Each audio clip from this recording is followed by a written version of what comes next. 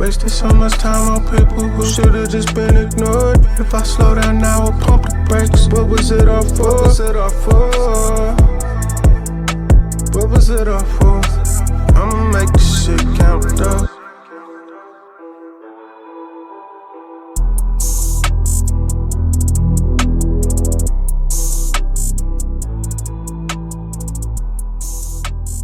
CFR Network, CFR News, good day, good night, all. Welcome back. I got a sibling way across the pond. John Legendary, please introduce yourself to the listeners then. Yes, this is John Legendary, adult producer, performer, director. I'm glad to be here. Originally from Detroit, Michigan, now in Los Angeles, full-time adult actor now, have a background in aerospace engineering, and now I'm just full-time adult star. Okay. So let's dive in right there. Aerospace. So Yeah, let's yeah. come on, I sibling. had spent 17 years in the aerospace and defense industry, working in like program management, engineering, supply chain, all related to like the defense programs. Like that's bombs, missiles, drones, unmanned aircraft, fighter jets, air refueling jets, everything.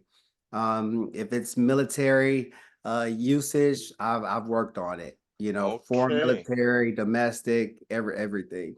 And would that specifically was that for a corporation, or was this Yeah, yeah. specifically for the government? I've worked for some of the largest corporations in the Lockheed, world. etc. And That type of company. Yeah, yeah, yeah. yeah, you're up there with the big boys. Oh yeah. Oh yeah. Okay, Yeah. so clearly for being in that industry for such a long time, was that something that you kind of fell into, or was this something you knew as a youngster? Like, look, I want to. I would say that so from being from Detroit, going to college in itself is a big deal, right? Yes. To just make it out.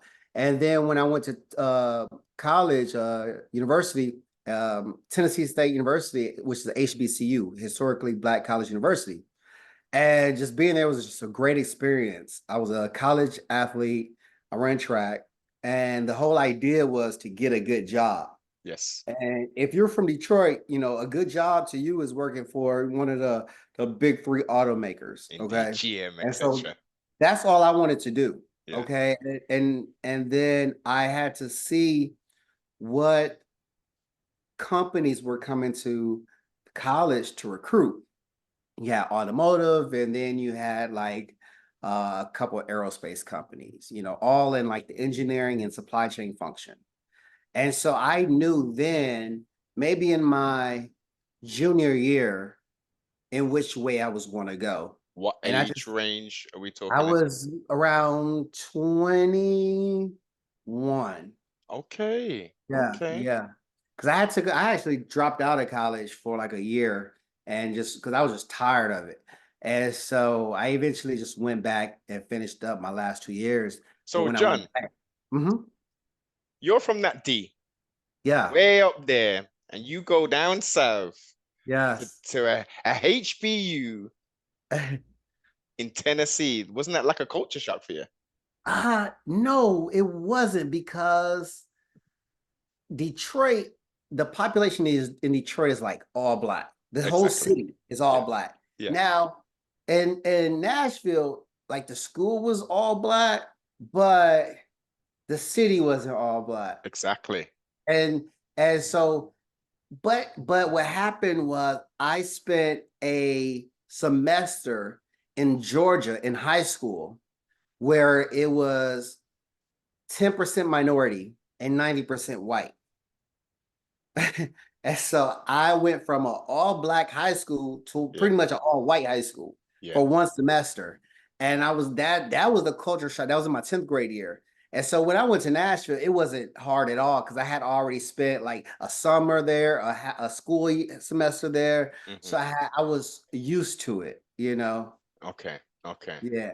Yeah. It wasn't like that shocking to me because I had, did it in my younger years for a little bit. Cool. So, in comparison, obviously, growing up and having those bonds in Detroit, etc., having that time down south in Georgia, then going over to Nashville, Like out of all those three states, excluding where you are now, like which one kind of resonates or had you had a good experience and time there?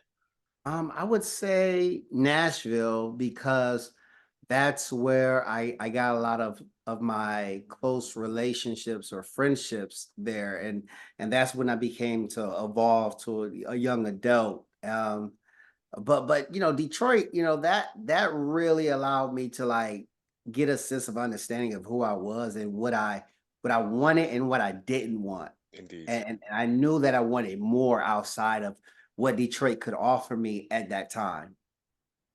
But Detroit, I would imagine, still has a very special place in your Oh, hearts. for sure. I was even thinking about moving back, over the last couple months, just to at least have a house or apartment out there, just to spend some time out there. So that door is still open. I might return and just spend a little time, more time there, because I don't Yeah. go back often. Okay. You still got plenty family, I take it, out there? I have my parents there. That's and some cousins. That's about it. Okay. Okay. So sibling wise, just you then? Well, I have two brothers. They live in Georgia. Okay. So that's where Yeah, the Georgia connection comes in. yeah. All righty. And he obviously track star, you say, didn't mess around with the football or the basketball or nothing like that there? I started off as a basketball player, just growing up, and then once I got to about my junior year, I just switched completely to track, and that was like my main focus because I was a better track runner than a basketball player. I love basketball, Yeah. but I was just more accomplished in track. Hmm. Football, I is something I never played really growing up from a organized perspective. I played it like amongst friends. Yes. And I love football. I actually think if I would have gave more time to football, I probably would have had some type of career. But my mother, she would never let me play football because I was on the smaller side. Indeed. Yeah, she didn't want me Indeed. to get hurt. Yeah, being a mom in it, you gotta protect the Right, child, right. It's her little baby. Can't go out Exactly, there. exactly. All right, then. So, yeah, music. Let me get into the musical element. So, what are we listening to? We're in Detroit. What are we listening to? Local artists or No, I've always listened to like R&B and like 90s hip hop and 90s R&B, more like the chill stuff. They had like at 10 o'clock at night, they would have like the Quiet Storm, vibes going where it's like the Isley Brothers In Between the Sheets, that type of stuff. I was the real very young stuff? listening to that type of stuff. Yeah. Yeah. So that was more my vibe. Yeah. Okay, so I take it. Obviously, you don't need to give your full age away. So you're a 90s baby, I take it. 80s. 80s. Yes. All Yes. Yes. right, then hence you like that sound. Yeah. I turned 40 this year. Congratulations, congratulations. We made it, man. We made it past the age of Oh yeah, 21. We for made it out of sure. the environment that they said, we Yeah. may not be able to, Yeah, we did it. We did it. Oh yeah. Okay, yes. As you say, the good timeless music, which, you know, Yeah. you can always put in, doesn't matter what era, what time, and Sure. those memories flood back because a lot of the Hmm. times those music were played by our parents and you would Exactly. feel it to a point, and like, Yeah. yeah, this is cool, blah blah blah. Right. And then Right. you get older and you're like, yo, that's some good music right there. You Exactly. hear it in the Exactly. club and you're like, yeah, Yeah. this is my thing still. I'm gonna borrow Right. that little bit of Yeah. sounds. Exactly. No, for sure. That's definitely how it was. Like even for instance, like Sade or Anita Baker. Yes. I used to listen to it all. Well, my mother would play it a lot. And I'm like, okay, it's just on or whatever. But then as I got older, I'm like, oh, this is really good. And then it became like on my playlist and streaming stations and whatnot. So it's like now I'm buying vinyl records. All the records that my mother bought, now I have those records too, in vinyl. So it's Mm, just, interesting that you do as you get older start appreciating some of those things that you saw your parents do you know Definitely, definitely. As you say, on the Sundays or the cooking days, and your mums or Right. pops would just throw down, and it'd be like hours and hours, and they're just thumping out these 70s, 80s, Yeah. early 90s stuff, and you're like, oh, okay, yeah, some of it. Oh, I like that song, or blah blah Oh blah. yeah. But again, a younger head versus a wiser head experience, and then as you say, Hmm. we're exposed to the newer music, and again, some of the new music's cool, but for me personally, I can say it's all pre 2010 downwards into the Yeah. 70s. Like that's where, Yeah. and the Yeah. older you go, the more it means, the more substance, For quote unquote, sure. we can get from it. Oh yeah. Completely agree. Definitely. So we're at HBU. We can go to multiple different organizations within military, aerospace, etc., defense, and then now we're doing adult entertainment. Like, what made us switch and say, yeah, this is safe what I'm doing. No one can see me. I'm making this bread. I'm helping in certain things to say, you know what? Let's do something a little different. Right. Right. Yeah. So I started off in the hot wife lifestyle, and Explain, please.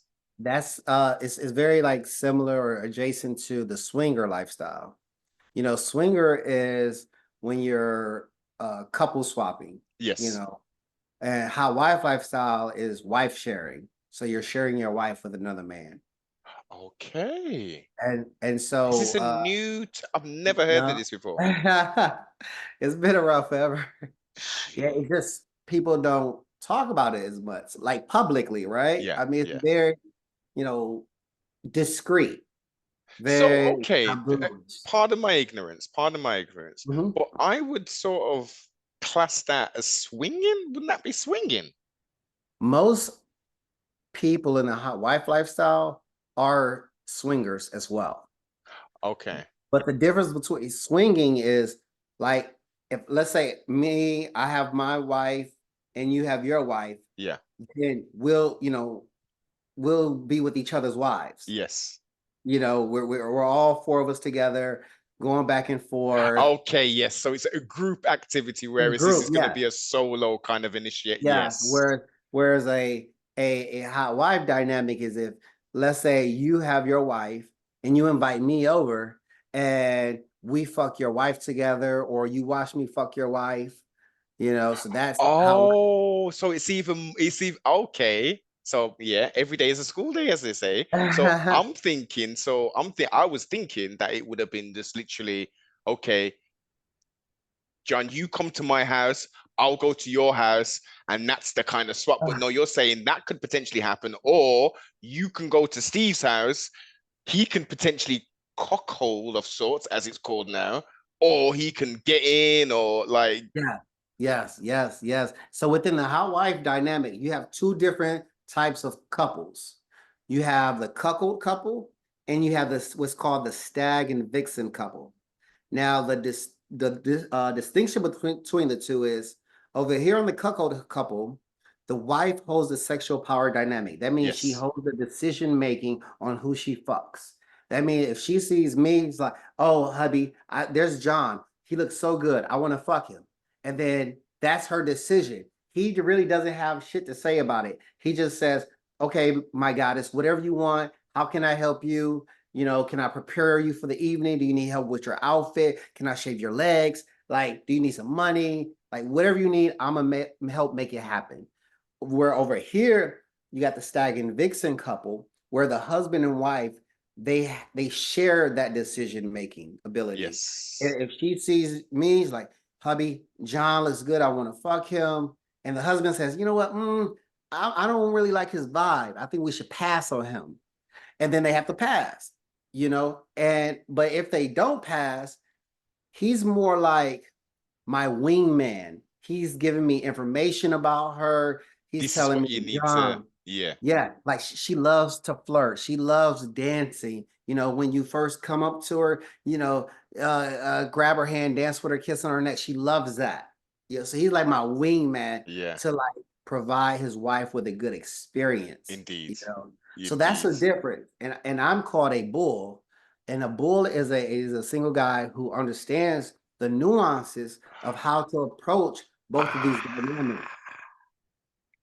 Ah, okay. Hmm. So let's unpack all of that in regards to the psychology. Hmm. So clearly, in outside of the cuckold element of it, this is exhibitionist, this is dominance, this is control. Yes. Um, Now also, if we look at the what did you call the first couple again? They're The called cuckold the couple cuckold versus the couple. stag and vixen couple. Yes. So I understand to a point, but the the dynamic seems to be off with that in regards to your explanation with like, yeah, look, this is what the woman in essence is wearing the trousers, quote unquote, and she's dictating everything, and the man is literally a enabler and facilitator emotionally, financially, shaving legs, picking outfits and all that. That seems unequally yoked, but if it's clearly a fair exchange because this guy is putting up with it. He Um, wants it. y- Most of them wants it because most couples in a cuckold dynamic, the husband is the one that brings it up. Most of the time, he brings up like, "Hey, how do you feel about this? Would you be open to trying this dynamic?" okay, So usually the husband brings it up, yeah, and that's what's most interesting. The woman never really brings it up. She just has to be open to it. yes. But in every swinging hot wifing dynamic, it's usually the guy that brings it up. This episode is sponsored by Supreme of the UK. Click the link in the description and support the broadcast. Yeah, well, then that would make sense unless the woman is a lot more has a higher libido and she's highly sex. So yeah, that makes Yeah, a lot of sense, yeah, 100%. yeah. Oh yeah, yeah. It's a lot of with the cuckolding dynamic. It's a lot more layers psychologically to pull back. I enjoy cuckold couples because I get to learn more about them. I get to spend my time. I get to kind of nurture this relationship Mm, and get to know them and their needs, from a very like granular level. yes. Um, I get to, understand their dark fantasies and Hmm. stuff like that. I'm in that dynamic. I'm a dominant role. Okay. I'm dominant in this role, whereas the stag and vixen, my dominance isn't needed. I'm just there to fuck the shower, and I'm out. To fill that space. I'm in and I'm out. Yeah. Whereas the cuckold is more elaborate. It's more, um, you know, A fuller experience versus yeah, the actual deed itself. exactly. I'm coming in, like he's giving me my drink. I need a drink, cigar, or something. I'm getting dinner prepared for me. Yeah. I might, he might be in chastity, and that's like him wearing a cage on his dick. Okay. And he might be in lingerie or naked or whatever with his chastity device. And I got my dick out and I put it next to his, and I'm like, look, this is exactly why your wife is fucking me and not you. So that's humiliation. Yes. So in cuckolding, you typically have humiliation, chastity, orgasm denial, that whole dominance, power dynamic, power exchange Yeah. aspect, cleanup. You ever heard of cleanup? Okay. I think I understand what you're saying, but please elaborate, sir. That's usually when a bull comes in or outside the women wherever he deposits his cum, the cuck would come and clean it up with his mouth. Yeah. Okay. So now I've stumbled across said material, and I'm thinking that's slightly semi. Well, not slightly, and not semi. That's homoerotic from on the person who like. Come on, like if it's your Yeah, own, I could, you're yeah. really in the moment kind of thing. Like it's your own stuff, but as another male. I've been in situations where I had me, my girlfriend, and one of my homeboys. We were given this wife airtight. Like my girl had a strap. My boy, we was doing a DP on her, okay, on the girl, on the wife, and we came in the condom. I came in the condom, and then the wife fed the cum to her husband out the condom. Yeah, yeah. I Oh, got some stories. I can only imagine. And remember, ladies and gentlemen and listeners, this isn't on camera. This is taking place in homes, in hotel rooms. Yeah, exactly. Yeah, this is like private, discreet stuff. And my comfort level, usually husbands sometimes like get their phone out, take a picture and film or whatever, me fuck their wives. That comfort level led me to believe like maybe I can fuck porn stars and get paid for doing this shit. Cause I was just fucking wives for free.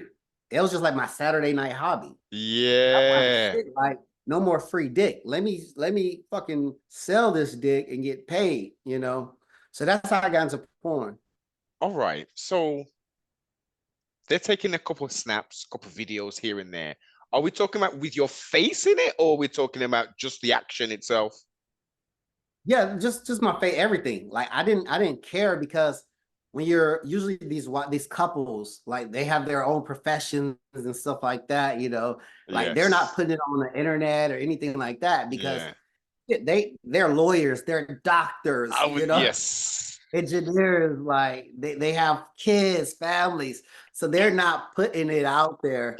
It's just more for their personal spank bank when they want to, because the thing about it is after I come and fuck these wives, right, the husband and wife are so sexually charged after that, I can imagine. and that vulnerability is very sensitive at that moment.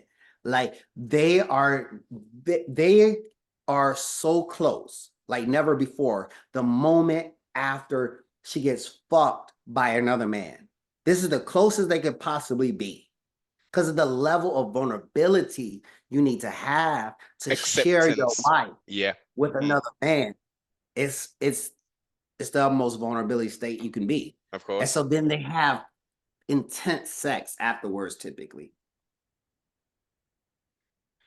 That's look. This is the world's. This is the world's of some people who we have interactions with on a regular basis, and we have no idea of Oh yeah, you have what's. no idea. You have no idea. uh Yeah, And so this is, every time you see a woman, that looks like a PTA mom, a woman who, a soccer mom, yeah. look at her like she probably got some dick from a black guy last night while her husband is Okay.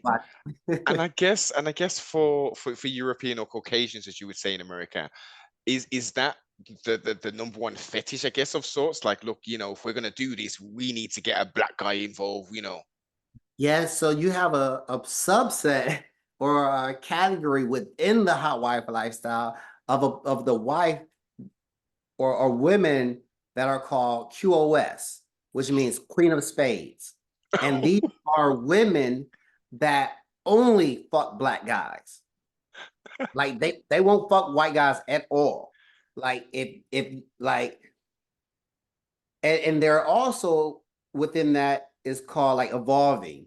Now you can say, I can ask this wife, okay, so where are you as far as your evolution within being a QoS?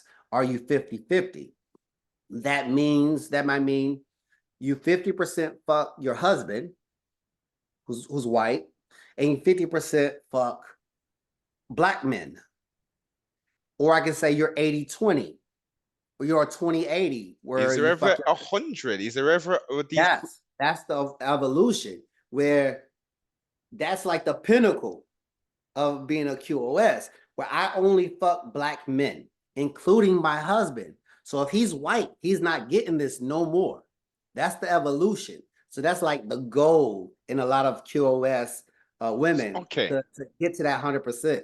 So okay, so all right then. That's on the feminine style. On the masculine side, once that woman, your queen of spades, has attained this 100% level, oh, and I understand, as you said, that that level of intimacy, of vulnerability, of acceptance of what's taking place, and this, well, at 100%, there's no more of that after effect. So where is his? Is it just literally like the spank bang roll? Like where is his gratification now with this His relation?